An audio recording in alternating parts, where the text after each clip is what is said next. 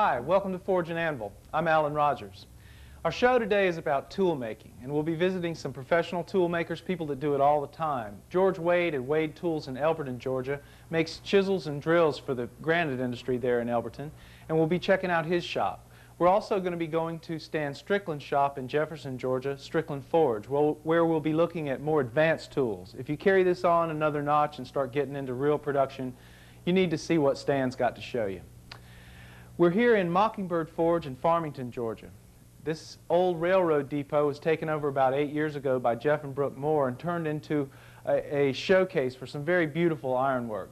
They like to build architectural details, but they'll do just about anything. Beautiful furniture, beds, candelabra, a little bit of everything. Jeff also makes some really great fireplace sets. I particularly like this one with the dragon's head motif. It's really a beautiful piece of work. But he also does things with leaves, all sorts of natural motifs, as you can see here. Old dinner bells, a little bit of everything. Nice candelabras, and this cross is really, really fine with a dogwood leaf on it. Jeff's agreed to help us make a couple of our projects this week, a chisel and a set of tongs, things that you'll really need if you're really going to get into this, and every blacksmith uses all the time. Hey Jeff, how's it going? Good, Alan. Good to see you. You too. Let's get to work. Come on up.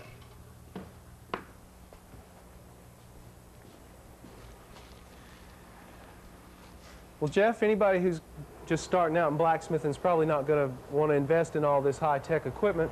Why don't you show us how to make a basic piece of equipment here? Sure, we'll make a chisel. Well, what are you using there? It looks like a car spring. It is a car spring. The cheapest source of tooled steel for us are used automobile parts. Coil springs, leaf springs. The problem is straightening it out and getting a hunk to make your chisel. What I plan to do is go to the vise and straighten this out and then put it on the anvil with the hot cut here and cut off a chunk. And this, you call this a hot cut. This is a hardy, right? It's a hardy. Yeah. Right. Hardy for the hardy hole, and the round hole is the Pritchel hole. Right. Use it for punching. A lot of other kind of tools go in the hardy hole. Got a rack of them. You get out of your way here. It's tooled steel, so we're kind of being careful with the colors here. You can actually burn this metal up and destroy the quality of the steel. So we just want a nice bright heat so it'll uncoil on us. Now, working forge, you wouldn't do this. I mean, you wouldn't be. This is pretty inefficient way to get your. Exactly. I take a torch or my abrasive cutoff saw over there and snap a piece off. There's a lot of female blacksmiths across the country, and sometimes I envy their delicacy at pieces. You know, they seem to have I'm kind of brute, as you can tell here, you know. And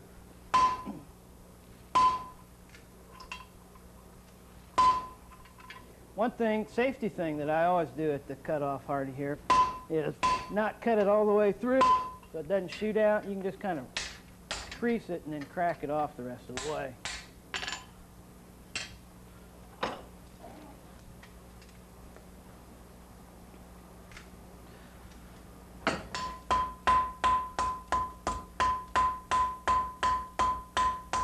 Just getting it straight. Looks pretty straight. Another basic technique. Drawing out is a basic technique, welding, upsetting. Well, that's what we're going for. We're trying to teach people a little bit of everything, you know. Great. This is what I have in mind for this is like we do a lot of drifting where you need to drift a railing or a baluster to sit through, to fit through. So this would be like about a 3/4 inch hole this would drift. If you went back to the middle of the end, well, you couldn't really reach it. So you go out to the edge, you can go right there on it.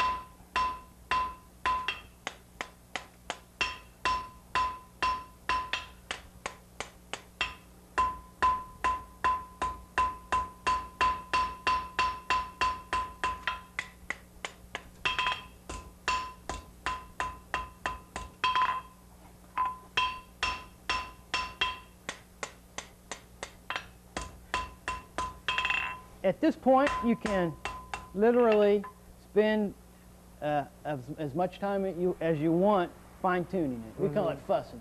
You can fuss your life away doing this. We're just going to dress this, the other end of it. It was kind of ragged in the way I cut it off on the Hardy.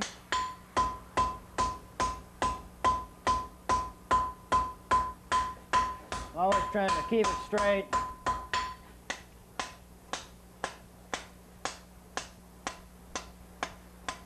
Okay, we got a basic shape chisel here now. So what I'm going to let it do is let it normalize or let it come to room temperature real slowly. The first step in tempering this is annealing. And we're doing the annealing process by letting it normalize. I'm trying to do two things here. One is to actually shine this whole bevel up, so when we draw the temper on it, you can see the colors run real clear. The other is to put a nice bevel right there on the edge. The lower the temperature you do this at, the better it is, because the slower the colors run and the more control you can have with it. I'm going to put it in there about 1 inch. See how I'm just hardening it? Right. I'm going to bring it out and shine it up so you can see the color. This heat back here is forcing the colors to run out on the edge. See the color spectrum? It starts at kind of a light straw, dark straw. There's a blue and a peacock. There's all sorts of names for the colors that are running down towards the edge. And the color indicates the hardness. Hi, George. How you doing? Hi, Alan. How are you today? Just fine, just fine. We're here in Elberton, Georgia at Wade Tools with the owner of the business, George Wade, who is hand-making tools for the granite industry. Blacksmiths have always made tools for the community and for themselves, of course, but over the years, mass production has kind of shrunk their role in that whole process. There are still a few industries that require a lot of handmade tools. Granite working is one of them. George, how long have you been in business making these tools? Well, I've been in business 21 years now, Alan. Are you from a family of blacksmiths, or did you? My dad was a blacksmith. Was he? Was he? And your son, I understand, is working with you here now. Yeah, I'm sort of hoping he'll carry on the business. Right? What, third generation? I mean, yeah. That can't be too common in America. All of these tools here are involved in the granite working industry. Tell me, what is this right here? Well, this is what they call a carbide drill, tip drill that they use to get the rock out into certain sizes that they need to hold on the trucks holding it into the plant. And they'll drill a bunch of holes in a straight line across. Then they'll put the shims and wedges in the hole and just keep putting pressure on it until it splits, just like you was trying to split a piece of wood. Right, right. So how big are these pieces of granite they're splitting off here? Well, they usually run 8, 10 foot long and 3 or 4 foot high, maybe 3 or 4 foot square. What does something like that weigh? Somewhere in the neighborhood of maybe 20,000 pounds. Big old piece of granite. Yeah. Some of these are used for finishing. There's a big monument industry here in Elberton, and so they need hand tools for finishing off monuments. Which of these are involved in that?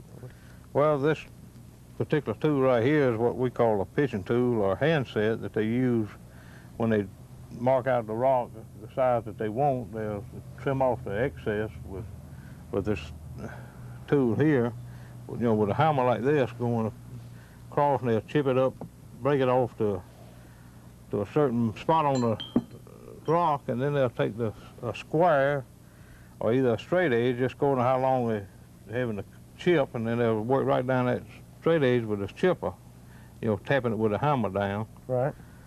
And, you know, get it back to where it'll be straight down instead of jagging. And how do they polish it off? How do they get it good and smooth? Do you have, or do any of these tools do that? Is this? Well, this takes it down to where they got maybe a background of what they call raised letters. You know, you can work in there, you know, for the background with the 9 points, and then the edging tool is where they may be working right up to a polished surface, and they don't need to get up there too close with this type tool here because it may take off too much. Right, right. And they work the edge off, and then they'll work back in with the 9 point, you know, to get it back to where they have a smooth surface. Well, I noticed this has two different kinds of steel, and you had mentioned carbide. Is this carbide tip here? Or? Right, this is from here, it's about a ½ inch there that's got a carbide tip on it. Right. And the rest of it we forge this down, then we forge this down. Mm-hmm. Then weld this segment to the, Well, how did you Steel. make them before you had carbide tips? well, they was all steel. They may be a whole lot longer because the steel wore, every time they sharpened it, they'd start out with a longer piece of steel, and we would heat it up and cut the grooves in with a steel wheel. Uh-huh. Oh, so you just drew the steel out from the piece of bar stock that you started with. Right. You essentially drew. Well, do you still do that, or could you show us how to do that? Yeah, I can. Okay, well, let's go take a look at that. Okay. George is going to show us how they used to make a steel point on a chisel.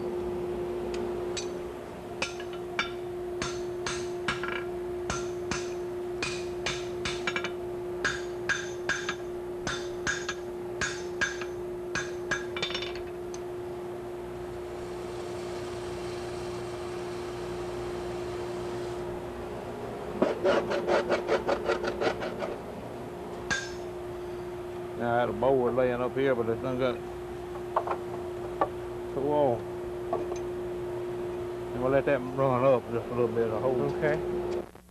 This is Hoofy Hoffman of Hanover, Germany, and he's going to be helping Jeff make another essential tool for any blacksmith, a pair of tongs. In this sequence, we're going to be using two technologies, modern technology with a trip hammer, but we're also going to show you the way people used to do it by striking, and that's what Hoofy's going to be showing us here. Jeff, how about doing it? Great. We're going to try and make a pair of tongs that look just like this. A pair that holds a piece of ½ inch square or round. We're starting with two pieces of 3/4 square by 9 inches long. So let's get started here. About 1 inch.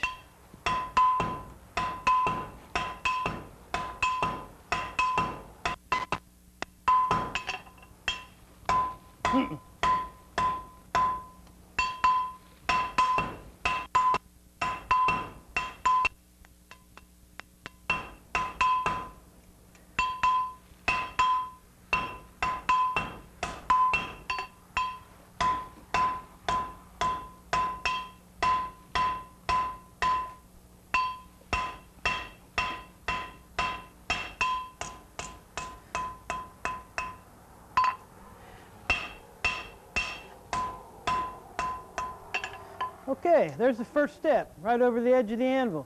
The next step, we're coming to this side, and we're going to force the metal down. We got this other piece hot, so let's go ahead and forge it. Anytime you're forging two things at a time, it's always easier to do them one right after another. Then you remember exactly where it went.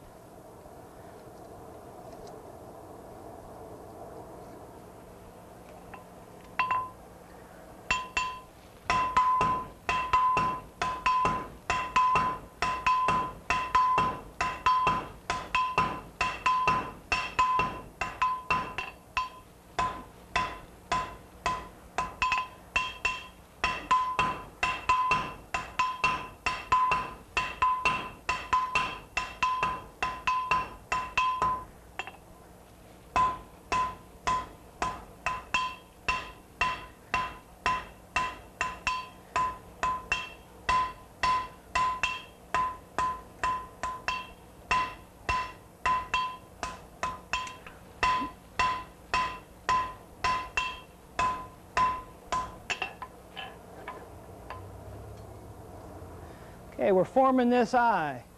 We're at a 45-degree angle thereabouts.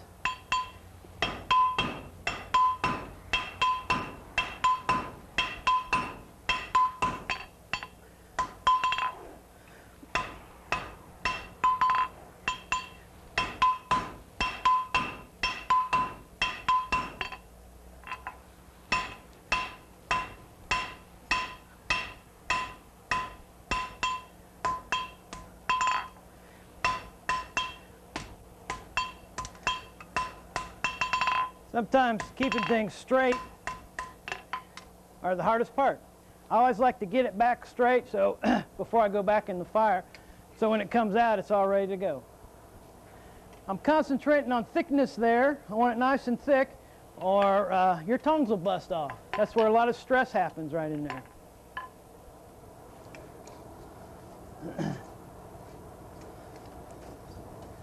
The other side of the pair of tongs, and again, we've gone here.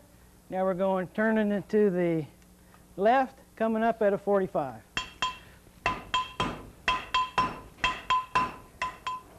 Okay, the third step, we've gone 1 here, 2 here, now number 3, right over the edge.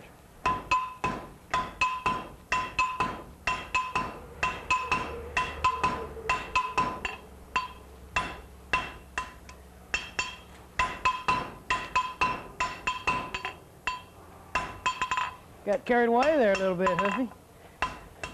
I'm fine.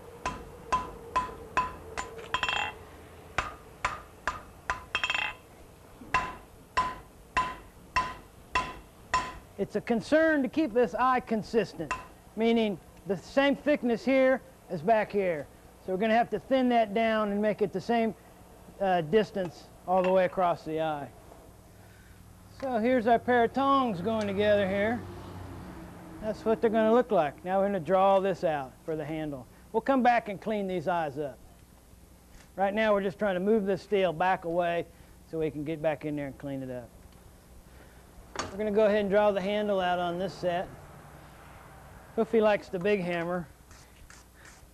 It's nice to get that oxidation off. You ready, Hoofy?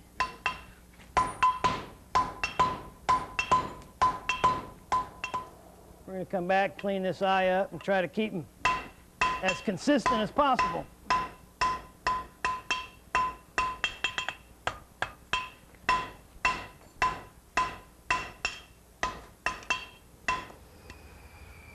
That's the point we're at right there. We're ready to set the jaws to hold 1/2 inch square.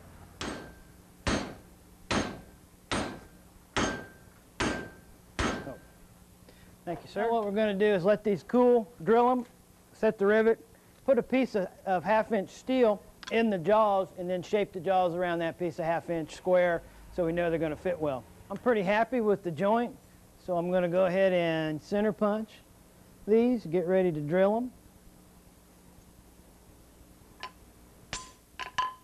Center punch so that when I go to drill, the drill doesn't drift around and go someplace I don't want it to.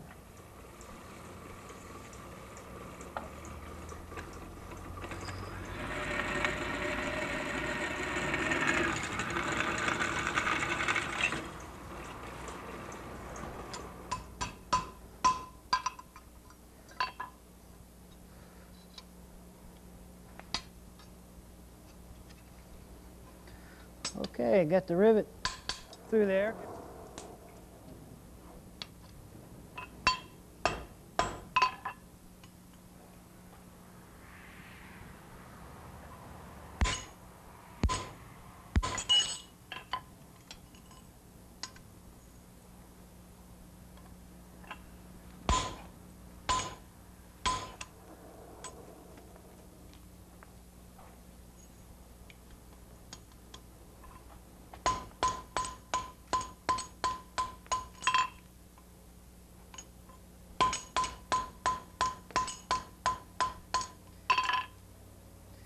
I like hammer marks.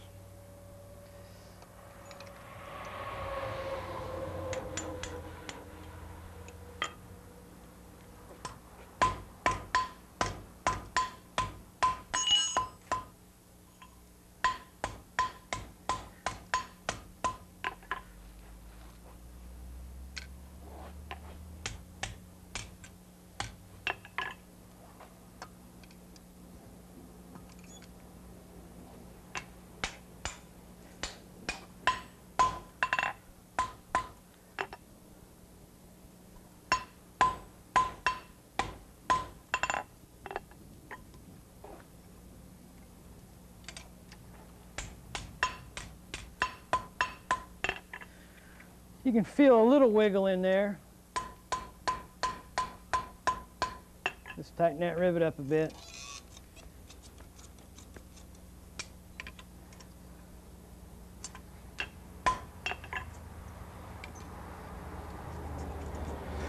here you go.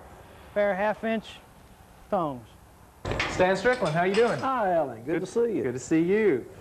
We're at Strickland Forge in Jefferson, Georgia today, visiting Stan Strickland, a master blacksmith, who specializes in restoration. Stan, tell us something about this piece here. This is a door grill from France, approximately 100 years old, and we're restoring this to be put into a home in Atlanta. You might see some of the newer pieces here that were added to the piece. Normally, the pieces that we restore are extremely rusted and parts missing and so forth, but this piece is in pretty good shape. Yeah, it does. Not a whole lot to do to it. Looks good and solid. I noticed you've done a great, you've done some detail work here that would require a great deal of anvil work and very delicate work, but there's a lot of heavy stuff here, and I imagine building architectural details you'd end up working a lot of heavy steel. Yes, I do. Much heavier than this at times, I'd imagine. This here, he is forge welded in a couple of places, and it would be just about impossible to forge weld some places these days, especially in a restoration job where you wouldn't want to take it apart. What would be your option when you came to something like this? Well, it's not always practical to forge weld the elements that are in the restoration. It's necessary to move to the welders that, different types of welders for different uses. This large welder here, 250 amp, is for the heavier elements, and extremely heavy elements in the pieces. The other welder is a wire welder, 150 amp, has infinite capacity to go from cool to hot and add metal to the project. It's a very good welder for restoring rusty pieces and so forth. This is probably a little advanced for a hobbyist, though, isn't it? Yes, it is. They're fairly expensive, and for a hobbyist, it's probably a little more they'd want to go into. Right. Yeah. You got quite a collection of hammers here, and the biggest one I've ever seen, that's for sure. Thank you. A lot of this would have been hammered either by someone working with a striker or working by themselves, or maybe with a water-driven trip hammer. What would you use to work on some of these heavier details? I use my power hammer. This is a 50-pound power hammer, 1902 model. The reciprocating head, and I'll demonstrate, will move up and down 259 times a minute, which is faster than a human being can hammer. Right. I'll show you how it works. All right.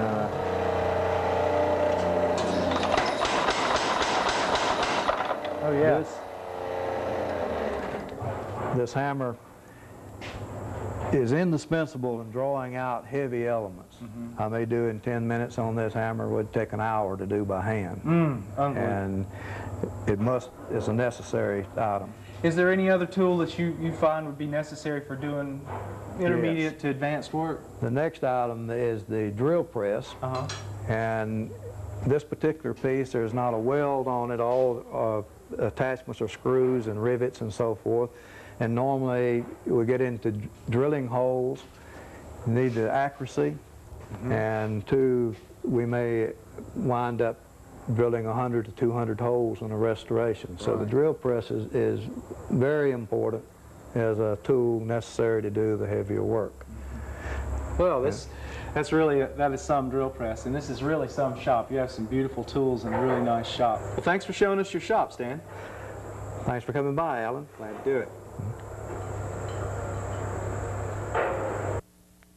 To obtain your personal copy of Alan Rogers' Forge and Anvil companion book, including project details and expanded videotapes of Forge and Anvil projects, send $15 for the book, $35 for tapes, or $39.95 for both. Call 1-800-359-4040 for credit card orders. Make checks payable to the University of Georgia and send them to Forge and Anvil, University of Georgia, Georgia Center, Athens, Georgia, 30602-3603. Hoopy, we're both farriers, and I found it real interesting, many of the things you've told me about learning to become a farrier in Germany, especially working with a master. They teach you some really interesting rituals and whatnot. Tell us about your closing ritual. Yeah, we have the old tradition in Germany to close the fire when you finish with the work. We open the fire, clean the fire, and with the fire tools we build the cross over the fire. We lay the tools over a cross, over the fire, on the top from the fire. And the masters, the old masters tell us when you lay the cross over the fire, the devil cannot start the fire in the night. The devil comes in the night and watch, and so he cannot start the fire new. And the people was afraid for the devil, for the fire, and so she remember, and she closed the fire. And this is a good fire protection. You can see from the door the fire is really closed. All the people do this, and so the master has every time can check the fire is really closed.